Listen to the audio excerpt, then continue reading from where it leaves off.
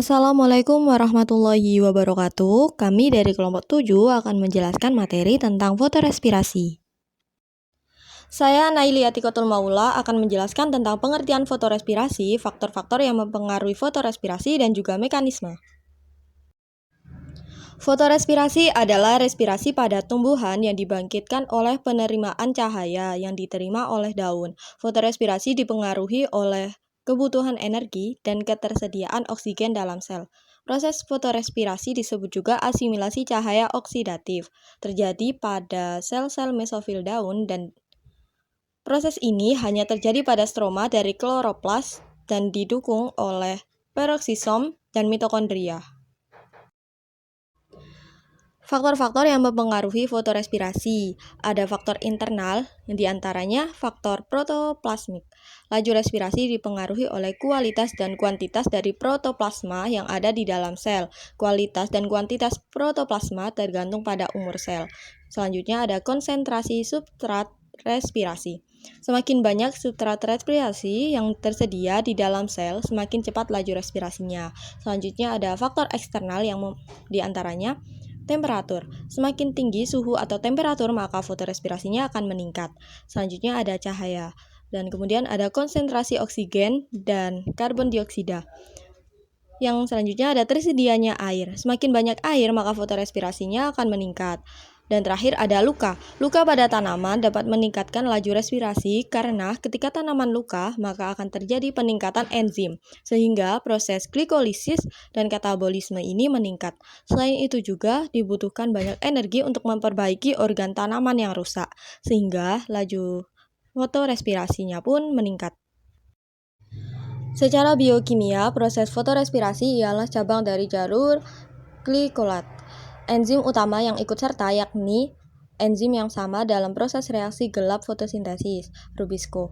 Rubisco mempunyai dua sisi aktif, yakni sisi karboksilase yang aktif pada fotosintesis serta sisi oksigenase yang aktif pada fotorespirasi. Kedua proses yang terjadi pada stroma ini juga membutuhkan substrat yang sama, ribulosa bifosfat, dan juga dipengaruhi secara positif oleh konsentrasi ion magnesium dan derajat keasaman sel.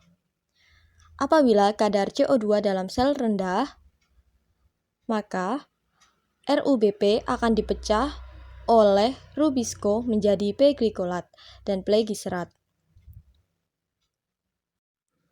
P-gliserat akan didefosforilasi oleh ADP, maka membentuk ATP. P-glikolat memasuki proses sedikit rumit mengarah peroksisoma, lalu mitokondria, kemudian kembali lagi ke peroksisoma untuk diubah menjadi serin, lalu gliserat. Gliserat masuk kembali ke kloroplas guna diproses secara normal dengan siklus Kelvin menjadi gliseratdehin 3-fosfat. Kenalkan, nama saya Zian Atikotul Maula, NIM 2051010800016. Di sini saya akan menjelaskan tentang tumbuhan C3. Tumbuhan C3 sendiri itu meliputi padi, gandum, dan kedelai. Mengapa dinamakan tumbuhan C3? Dikarenakan produk organik pertama dari fiksasi karbon merupakan senyawa karbon 3-fosfogliserat. Tumbuhan C3 menghasilkan lebih sedikit gula karena penurunan kadar CO2 dalam daun menghambat siklus Calvin. Hal ini terjadi ketika stomata tertutup di saat cuaca panas dan kering. Pada tumbuhan C3, enzim yang mengikat CO2 adalah RUBP karboksilase. Pada saat yang sama, RUBP juga dapat mengikat O2, yang sering dikenal dengan proses fotorespirasi. Jika konsentrasi CO2 di atmosfer ditingkatkan, maka kompetisi antara CO2 dan O2 akan melemah, sehingga fotorespirasi terhambat dan hasil fotosintesis lebih banyak. Proses pembentukan heksosa dilakukan melalui siklus Calvin dengan hasil berupa asam fosfogliserat yang mempunyai karbon 3. Peningkatan CO2 di udara secara global akan menguntungkan tumbuhan C3 karena CO2 dapat meningkatkan laju fotosintesis. meningkatkan konsentrasi CO2 di dalam ruang antar sel dan sisi aktif RUBP akan mengikat CO2. Hal ini akan menurunkan laju fotorespirasi sehingga laju fotosintesis meningkat. CO2 berdifusi dari luar daun melalui stomata ke dalam ruang antar sel. Selanjutnya, CO2 atau ion bikarbonat HCO3 berdifusi hingga mencapai kloroplas. Di tempat ini, karena substrat RUBP karboksilase adalah CO2, maka bikarbonat harus diubah menjadi CO2, karbonat anhidrase, yaitu CO2 plus H2O sama dengan HCO-3 plus H+. Reaksi ini dapat berlangsung spontan, tetapi sangat dipercepat oleh adanya karbonat anhidrase. Kesediaan RUBP dan CO2 dalam kloroplas sel mesofil merupakan faktor penentu dalam meningkatkan produksi heksosa melalui siklus Calvin. Saya Muhammad Mazharul Umam, NIM 2051010817, akan menyampaikan materi tentang tumbuhan C4 atau C4 plant.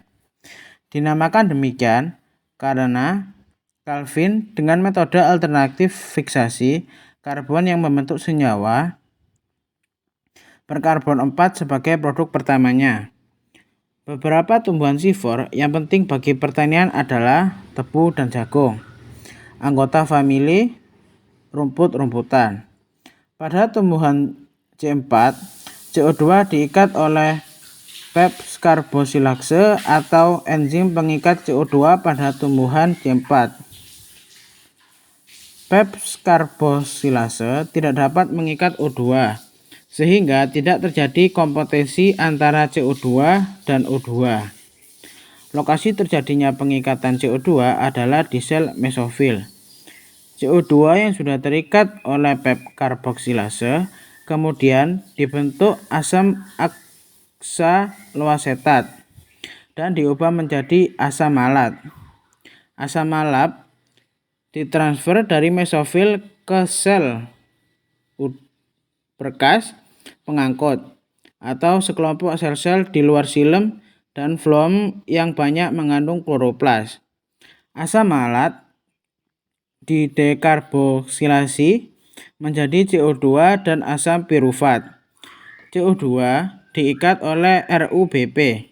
Karena tingginya konsentrasi CO2 dan letak sel seludang berkas pengangkut berada di bagian dalam, maka O2 tidak mendapatkan kesempatan untuk berkaitan dengan RUBP sehingga fotorespirasi menjadi sangat kecil.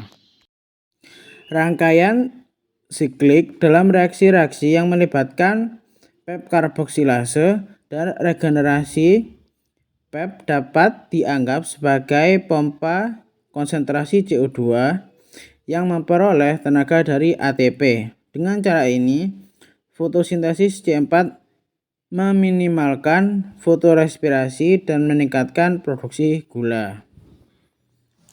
Tumbuhan CAM.